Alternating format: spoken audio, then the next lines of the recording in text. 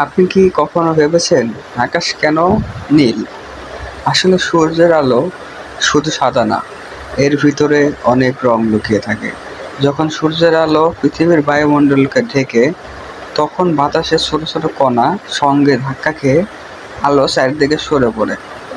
এই ছড়িয়ে পড়ার সময় নীল রঙের আলো অন্য রঙের তুলনায় বেশি ছড়িয়ে যায়, ফলে চারদিকে সেই নীল আলো আমাদের চোখে আসে, আর তাই আকাশ নীল দেখায়।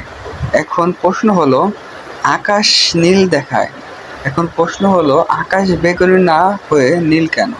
কারণ আমাদের চোখ নীল রঙকে বেশি ভালোভাবে দেখতে পায়, আর বেগুনি রঙকে কিছু অংশ কম দৃশ্যমান হয়। আর এই কারণেই সময় আকাশ লাল বা কমলা দেখায়। এর এমন আরও অজানা তথ্য জানতে ফলো দিন।